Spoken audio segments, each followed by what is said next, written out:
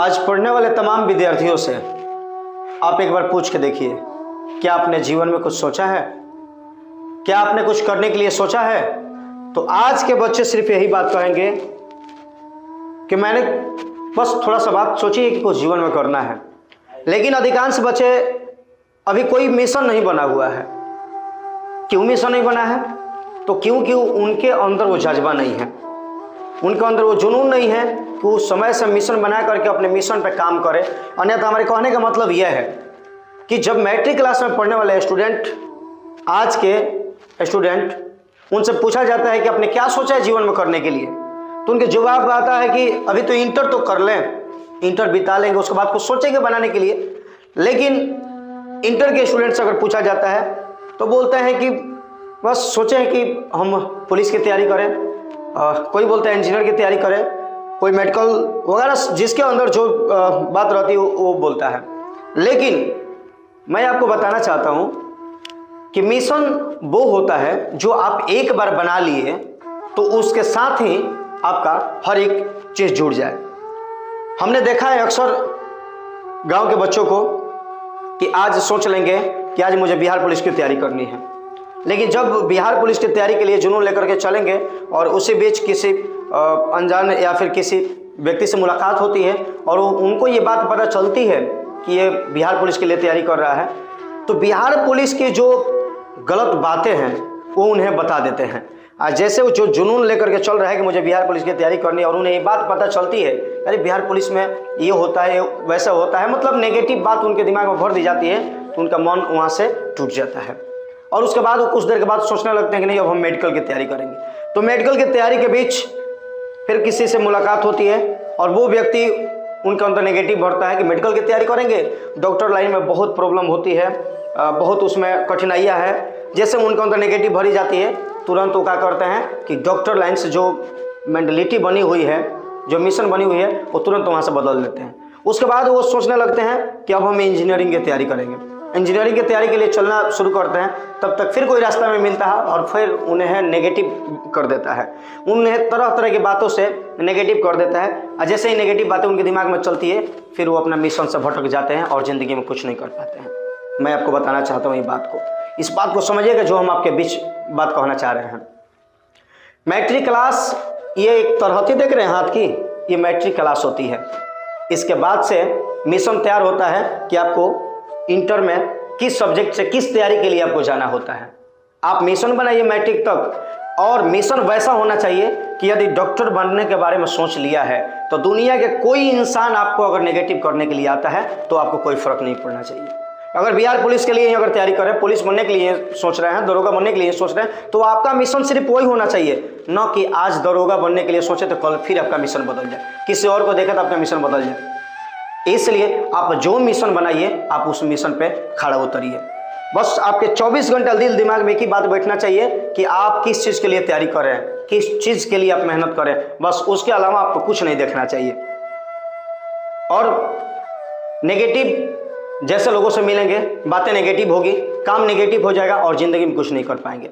मैं इस चीज़ को, मैं इस बातों को, मैं इस मिशन को एक छोटे से कहानी के साथ आपके साथ शेयर करना चाहता हूं, क्योंकि ये कहानी आपके अंदर अलग प्रकार की ऊर्जा भरेगी। एक राज्य में एक राजा रहते थे और वो बूढ़े हो चुके थे।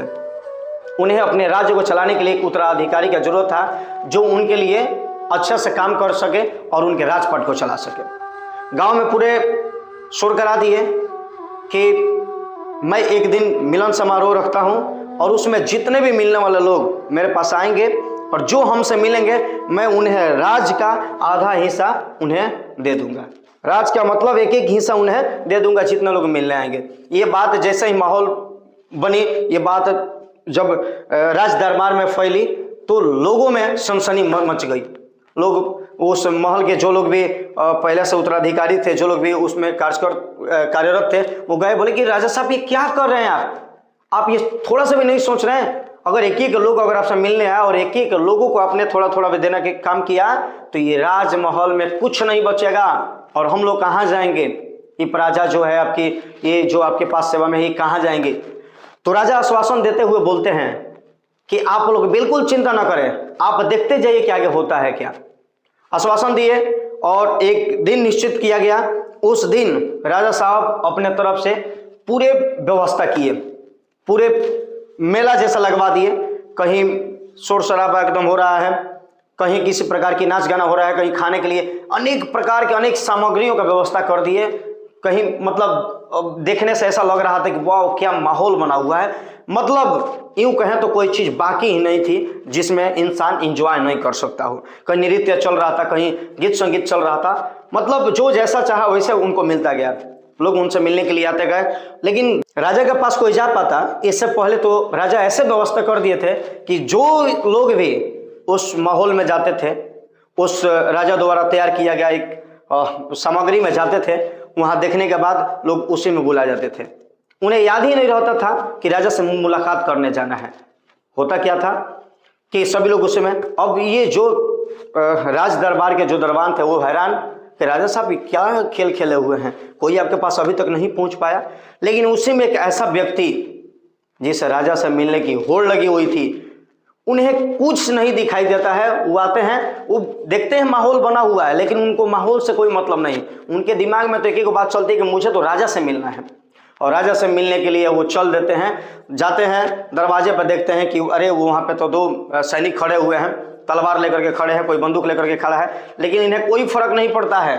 तो ये चलते जाते हैं, लेकिन उन्हें रोका जाता है, लेकिन वो धक्का देते हैं, आगे बढ़ते हैं, गिरते हैं, उठते हैं, उन्हें तकलीफ दी जाती है, लेकिन उन्हें कोई फर्क नहीं पड़ता है। वो गिरते हैं, उठते हैं, लेकिन राजा के पास चले जाते हैं। जैसे राजा के पास जाते हैं, राजा देख करके खुश हो जाते हैं और बोलते हैं कि यही इंसान मेरे इस राजमहल का उत्तराधिकारी बनेगा। क्योंकि इतना सब करने के बाद, इतनी व्यवस्थाएं करने के बाद ये इंसान अपने मिशन से वंचित नहीं हुआ, यानी अपने मिशन से विफल नहीं हुआ, भटका नहीं रास्ते से। मतलब यही है कि इस राज्य का राजपाट यही संभालेगा। और जो व्यक्ति जो वहां पे पहुंचा रहता है राजा के पास, मन मन बहुत खुश हो रहा है कि मुझे तो आधा मिल जाएगा, अब तो मैं आधा राजपाट ले लूंगा और राज करूंगा। जब ये बात ओपन होती है, जब ये बात खुलती है, तो राजा बोलते हैं कि मैं आधा नहीं बल्कि ये पूरे राजपाट आपको देने के लिए तैयार हूं, ताकि आप ही हैं जो इस राजपाट को चला पाएंगे। बाकी सब लोगों के पास ये बात पहुंचती है कि कोई राजा के पास पहुंच गया, सभी लोग दंग रह जाते हैं, अफसोस खाने लगते हैं कि हमने क्यों नहीं राजा के पास पहुंचा, आज मुझे राजपाट से कुछ मिला होता। तो थोड़ा थोड़ा सुख के लिए सभी लोग आपस में भिड़ जाते हैं, अपने मार्ग से विचलित हो जाते हैं और अपने मिली हुई ऑफर को वो लोग गंवा देते हैं। सीखा आपने कुछ? यही हमें तो सीखने की यही चीज मिल रही है कि अपने मिशन से कभी मत भटकिए। आपको जो वर्क करना है, जो चीज की तैयारी करनी है, आपके मिशन सोते जागते हर चीज में आपकी सिर्फ वही दिखाई देने चाहिए। न कि आज हम कुछ और सोचें, कल कुछ और करें, परसों कुछ और करें। नहीं, मिशन बनाइए एक और उसी पर चलिए, सफलता तो आपके कदम ही चूमेगी। उम्मीद करते हैं कि वीडियो पसंद आई होगी। मिलते हैं नेक्स्ट वीडियो में, तब तक के लिए जय हिंद।